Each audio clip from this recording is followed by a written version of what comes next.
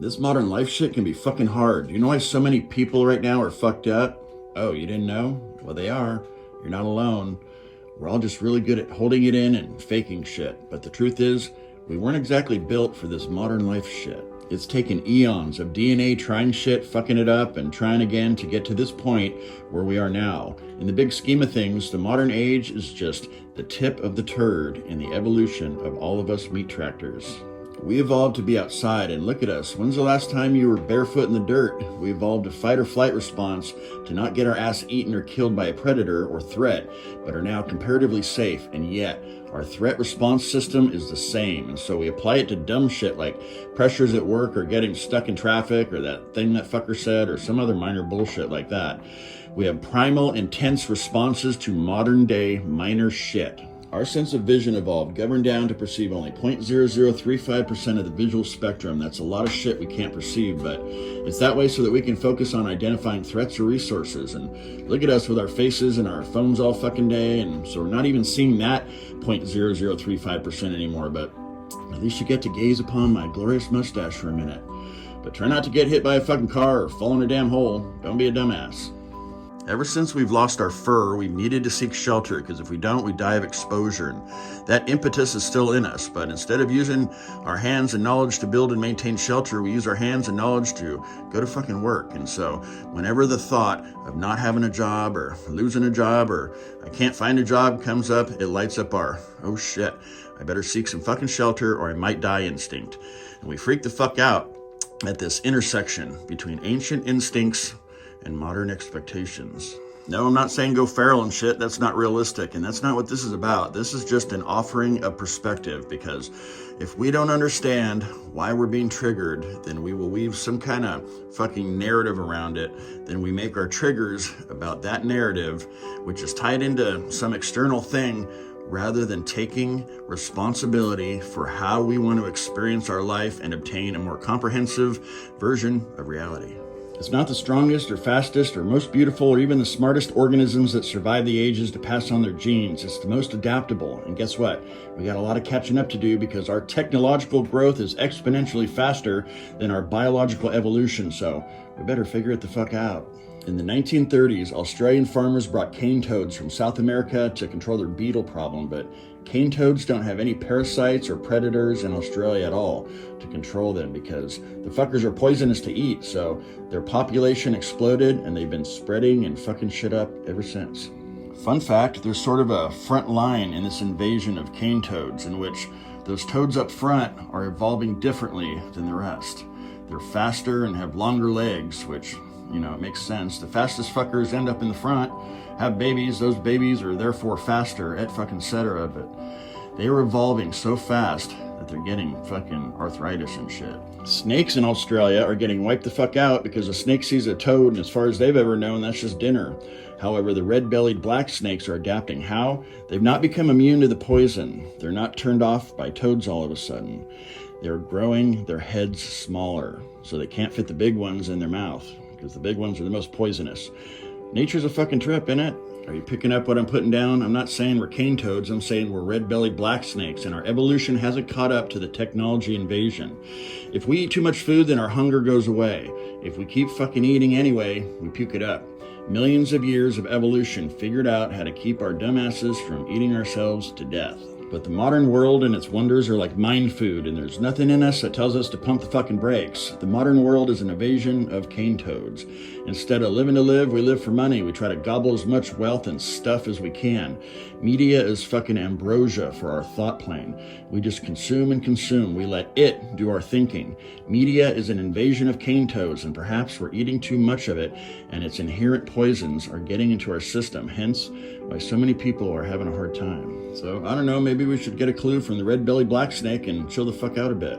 I mean, growing our heads smaller, as in getting even dumber, maybe is not our best option. But guaranteed if we don't drown in our own waste or blow ourselves up, or if the sun doesn't send out a massive electromagnetic pulse sending us back to the dark ages, then we absolutely will be adapting eventually. And who fucking knows what that will look like. When I look at my kids on their damn phones, I envision my great-great-grandkids being hunchbacks with 4 thumbs and forward-facing eyes and shit. You know what another invasion is? Other people's ideas. At the speed of light, the shit people say is spread around the world and we eat it up. We give up our critical thinking skills and discernment and take easy outs and ride the coattails of someone else's opinion or jump on someone else's outrage train. If we keep that shit up, our heads will get small. I see some incredible dumbassery out there. I don't mean you, obviously. I mean those other people. You know the ones. Can you fucking believe the shit that they pull? See how that works? Look, I'm not demonizing technology. I mean, duh, here I am on fucking technology and there's so much amazing shit about it. I'm just saying it's worth considering ways that we can navigate this invasion. And make no mistake, it is an invasion. And just like the cane toads, it's one we invited. But do you want a proverbial tiny head or do you want to adapt to things in a way that doesn't feel so fucking incongruous? Because how we deal with this shit will be passed down in a very strangely unnatural process of natural selection. So what's the way to satiate our biology but master our technology? Well, it's up to you. I'm not the fucking boss of the world. All we can do is our best. And the best of us doing our best either will or won't be enough to keep meat tractors plowing through the world. But if not, then, cockroaches get a shot at planetary dominant next. They fucking earned it. Anyway, for starters, we can begin by understanding ourselves. We can simplify a bit and we can activate the systems we've evolved with since time immemorial every now and again. Maybe go the fuck outside, get some sun on your face, some dirt between your toes, get some exercise, get sweaty. It'll give your stress hormones something to do besides freaking you the fuck out. Plus, it'll make endorphins, which is brain crack. Go walk in some nature. It's called forest bathing. It lowers your heart rate and blood pressure and minimizes stress hormones just from fucking being there. Why? Because you fucking belong there. Maybe drink some plain-ass water. That's mostly what you're made of. Eat some shit that came out of the ground or off a bone instead of a box. You get the picture. It's not fucking computer science. Maybe even start meditating. It's just folding your awareness back in on itself. If anything's going to cause a rapid growth, it's by being aware of our awareness, because nature is in constant flux and everything changes and evolves. So maybe grab the fucking reins of your mind and steer the horses of thought rather than being trampled by them. Or you can get really weird and instead of texting, you can call people on your phone. You can do that, right? Your smartphone is a fucking phone after all.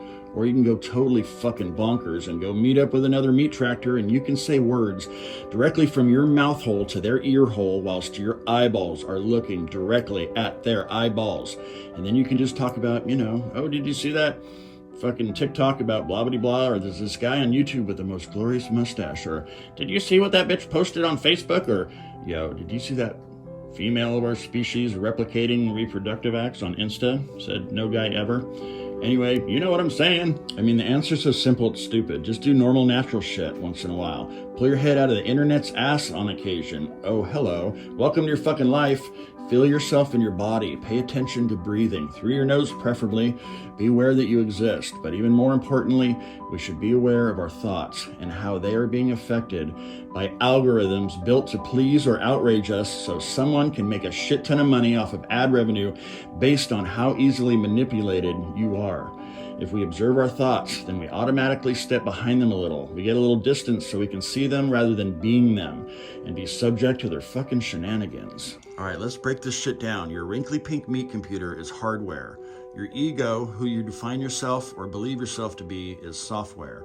And your paradigms of reality are apps. Your individual thoughts are code. So if we overwrite dumbass code with, I'm trying to figure it the fuck out code, that's a step in the right direction. But if your software is corrupted or your apps are outdated, your ass might need a fucking reboot and you might need to do a data dump or refrag or whatever the fuck. But even if all that's glitching out, find your sanctuary, what you are behind thoughts and emotions and biology. Consider this. What if consciousness is not trapped in your bone monitor or hardwired into your wrinkly pink meat computer? What if consciousness is in the cloud and our brains and bodies are basically meat antennas that have formed entirely out of stardust as a sensory antenna to receive the Wi-Fi signal of existence itself, to then send a signal back as an iteration of an experience of existence as seen through the processor of an amnesiac meat avatar for the sake of an internet of existence, knowing every possible iteration of what it's not, but of course, actually already is. Put that in your wrinkly pink pipe and smoke it. The signal is you. Toodaloo.